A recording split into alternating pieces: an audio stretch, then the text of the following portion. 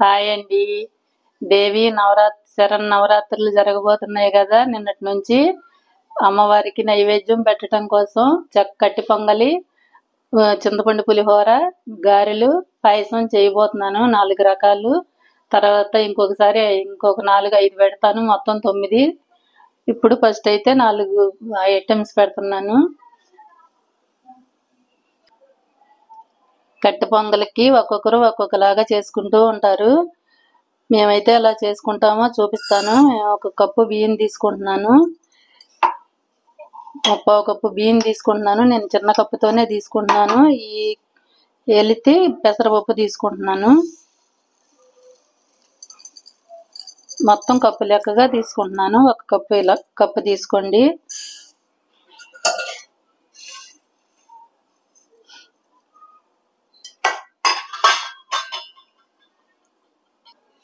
ఇవి శుభ్రంగా 2 సార్లు కడుగుతాను. నేను ఈ పెసరపప్పుని వేయించుకొని వండుకుంటే జిగురు తక్కువగా ఉంటుంది. పచ్చిపప్పు వండుకుంటే జిగురు ఎక్కువగా ఉంటుంది. అందుకని వేయించి వండుకోండి. నేను వేయించేసాను. 1 కప్పుకి 3 కప్పులు వాటర్ పోసుకుంటున్నాను. ఇది చిన్న కుక్కర్ కాబట్టి పోస్తున్నా. తర్వాత కావాల్సినన్ని పోసుకొని కలుపుకుంటా. మళ్ళీ కలిపేటప్పుడు చూపిస్తా. ఇప్పుడు కుక్కర్ పెట్టేస్తున్నాను. కొంచెం ఉప్పు వేస్తున్నాను. కొంచెం 1 చిటికెడు పసుపు కూడా వేస్తున్నా. చాలా తక్కువ అంటే తక్కువ. 1 చిన్న స్పూను మిరియాలు కూడా వేస్తున్నా. కుక్కర్ మూత పెట్టి 3 విజిల్స్ వచ్చే వరకు ఉడికించుకుంటాను. తర్వాత చూపిస్తా. పులిహోరకి పాయసానికి రైస్ పెట్టుకున్నాను. 2 కప్పులు కడిగి పెట్టుకున్నాను. నేను ఈ కప్పుతో 2 కప్పులు తీసుకున్నాను. మీకు ఎంత కావాలంటే అంత మీకు సరిపోయేలాగా మీరు తీసుకోండి. నేనైతే 2 కప్పులు తీసుకున్నాను. ఆరటానికి లేట్ పడుతుంది కదా అని చెప్పేసి నేను మీకు చూపించుకోకుండా నేను తీసుకున్నాను. 2 కప్పులు తీసుకొని కడిగి 2 కప్పులకి 4 కప్పులన్నర నీళ్లు పోసి ఉడికించుకున్నాను. పులిహోరకి ఆరబెట్టుకుంటున్నాను. పులిహోర పోపు పెడుతున్నాను.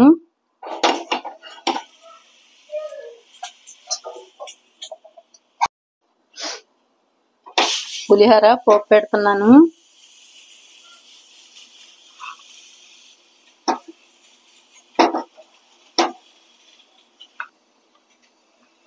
పులిహోర పోపు పెడుతున్నాను.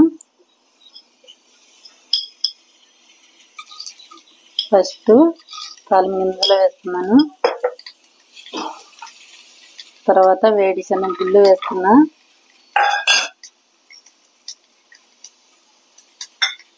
తర్వాత జీడిపప్పులు కూడా వేస్తున్నా.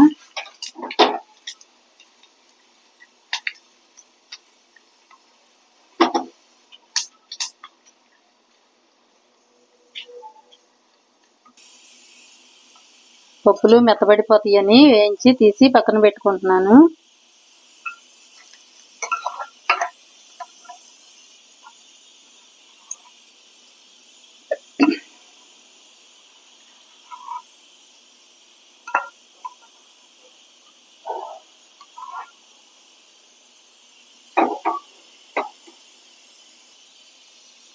కొంచెం అల్లం ముక్కలు వేస్తున్నాను.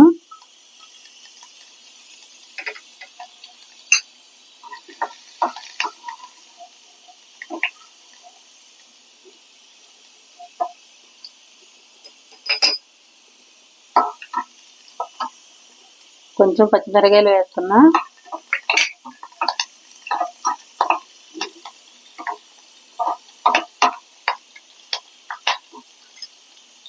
కొంచెం చింతపండు పేస్ట్ వేస్తున్నాను. 4 ఎండుమిరకాయలు వేసాను. ఈ చిన్న ఎండుమిరకాయలు.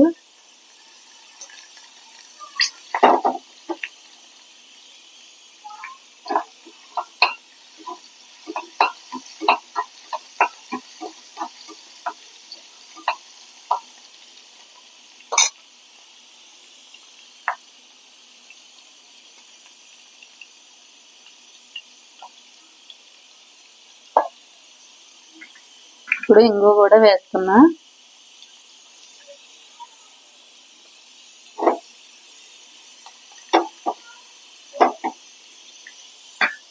ఇప్పుడు కొంచెం కరివేపాకు కూడా వేస్తున్నా.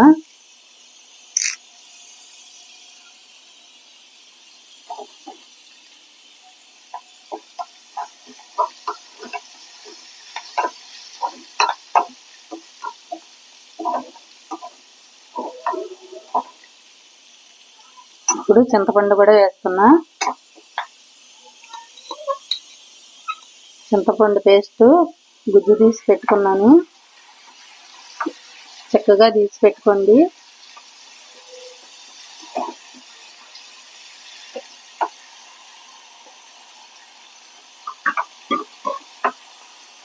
మీరు తీసుకునే అన్నాన్ని బట్టి తీసుకోండి. నేను కొంచెం అన్నం తీసుకుంటున్నాను కాబట్టి 2 స్పూన్లు 3 స్పూన్లు వేసాను. 3 స్పూన్లు ఉంటుంది అది. ఇప్పుడు కొంచెం పసుపు కూడా వేయాలి.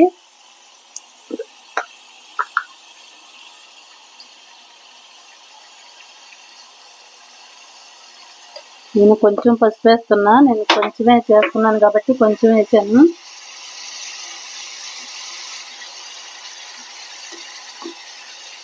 ఇది ఆయిల్ సపరేట్ అయ్యే వరకు ఇలా ఉడికించుకోవాలి. కొంచెం బెల్లం కూడా వేయాలి.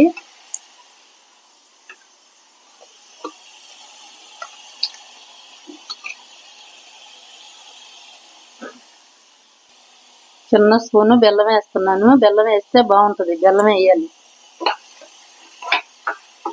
చింతపండు పుల్లగా అది ఒకలాగా ఉన్నట్టుంటుంది. బెల్లం వేయకపోతే వేసి ఉడికించుకొని కరిగిన తర్వాత అన్నంలో కలిపేసుకోవాలి. ఇప్పుడు చింతపండు ఉడికింది, తీసేస్తున్నాను. ఇప్పుడు ఈ పేస్ట్ని అన్నంలో వేసి కలుపుకోవాలి. బెల్లం వేసుకోండి, బెల్లం వేస్తేనే బాగుంటుంది. చింతపండు అంతా చింతపండు వేస్తే కొంచెం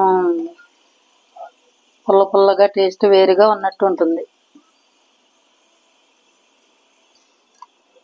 ఇప్పుడు వేయించుకున్న జీడిపప్పులు, శనగపప్పులు ఇవన్నీ ఇప్పుడు కలుపుకోవాలి. మెత్తబడుకోకుండా ఉంటాయని నేను ఇప్పుడు అలా వేయించి పెట్టుకున్నాను.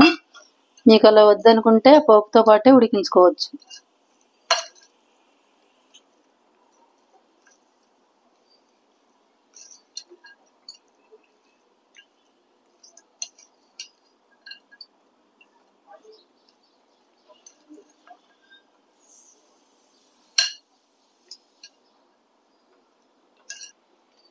పులిహోర కలపటం అయిపోయింది. దీన్ని పక్కన పెట్టేసి కట్టు పొంగల్ చూద్దాం. కట్టు పొంగల్కి రైస్ పెట్టుకున్నాం కదా,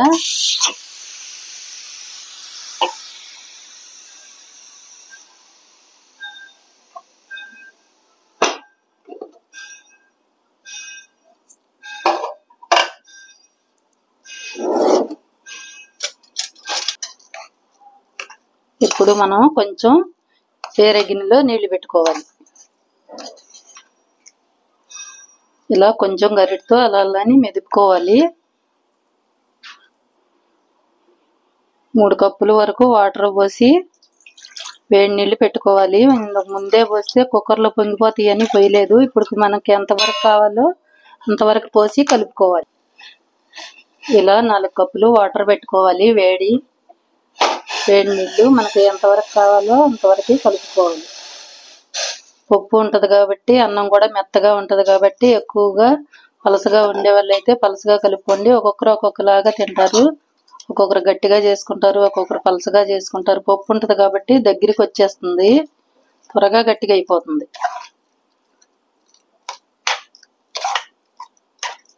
ఇప్పుడు కొంచెం ఉప్పు కూడా వేసుకోవాలి.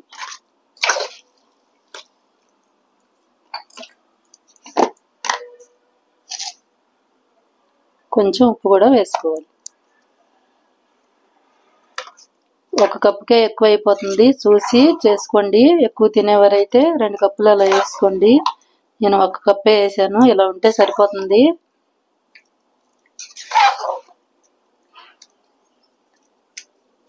ఇప్పుడు పోపు పెట్టుకుందాం. 2 స్పూన్లు నెయ్యి వేస్తున్నాను.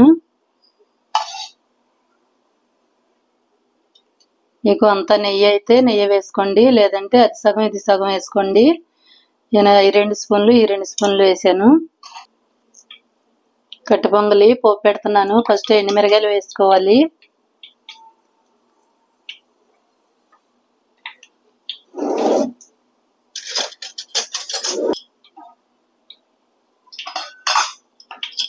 తర్వాత 2 స్పూన్లు పోపు వేస్తున్నాను. 1 స్పూను జీలకర్ర వేస్తున్నా. చిన్న స్పూన్తో 2 స్పూన్లు మిరియాలు వేస్తున్నా. అల్లం ముక్కలు కూడా వేస్తున్నా. కొంచెం జీడిపప్పులు కూడా వేస్తున్నా.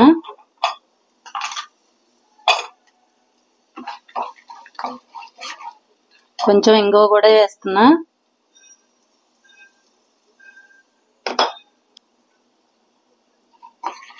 కొంచెం కరివేపాకు కూడా వేస్తున్నా. పోపు వేగింది, ఇప్పుడు పోసేస్తున్నాను.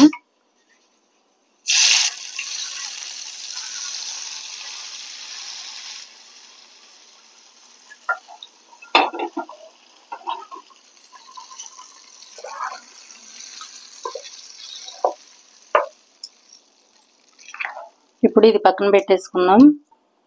ఇప్పుడు పొంగల్ చేసుకుందాం. 2 కప్పులు పాలు తీసుకోవాలి.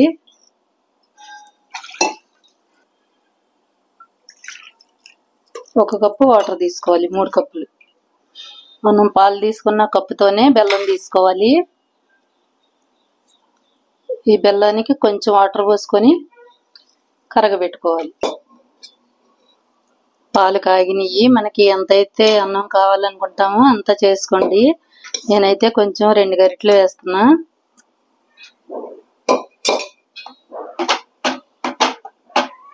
ఈ అన్నాన్ని ఇలా పాలల్లో ఉడికించుకోండి.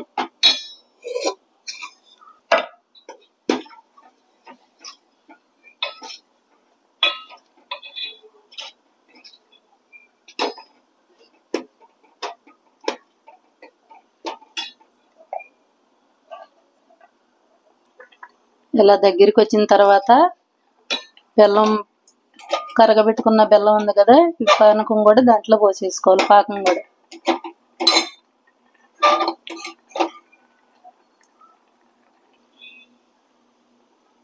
ఈ పాకం కూడా అన్నంలో పోసేసుకోవాలి.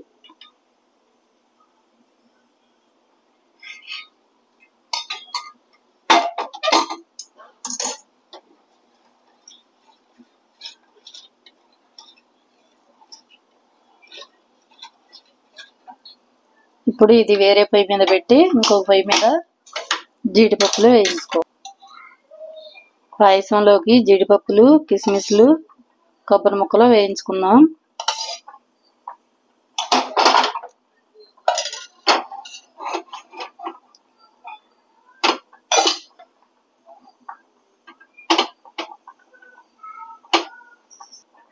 కొబ్బరి ముక్కలు వేయించుకోవాలి.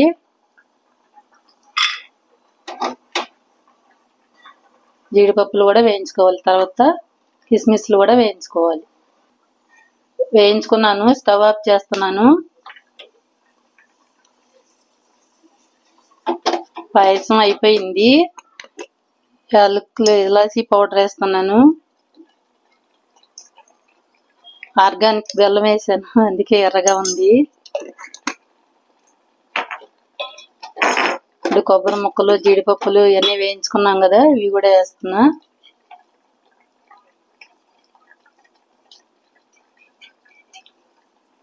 ఇప్పుడు ఇది పక్కన పెట్టుకుందాం.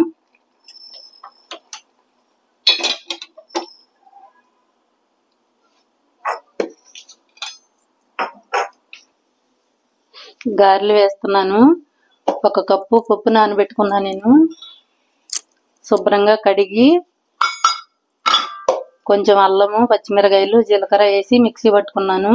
ఉల్లిపాయలు, పచ్చిమిరకాయలు, కరివేపాకు, కొత్తిమీర వేసి కలుపుకొని గారెలు వేస్తున్నాను. ఈ కప్పుతో కప్పు తీసుకున్నాను మినపప్పు పెట్టుకున్నాను. ఆయిల్ కాగింది.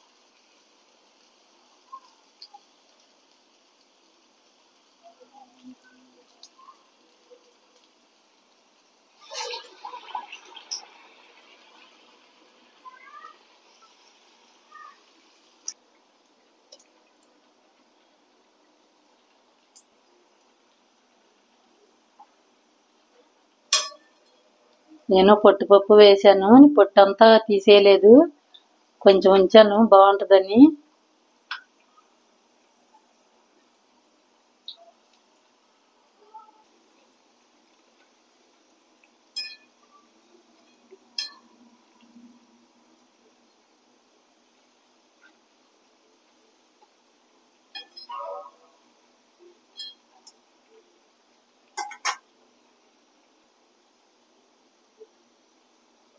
ఇలా తీసుకోవాలి. పొట్టుపప్పుతో చేసుకున్నాయి చాలా బాగుంటాయి. పొట్టు లేనివి కూడా బాగుంటాయి, అవి కూడా బాగుంటాయి, ఇవి కూడా బాగుంటాయి. పొట్టుపప్పు ఉందని నేను పొట్టుపప్పు పోసాను.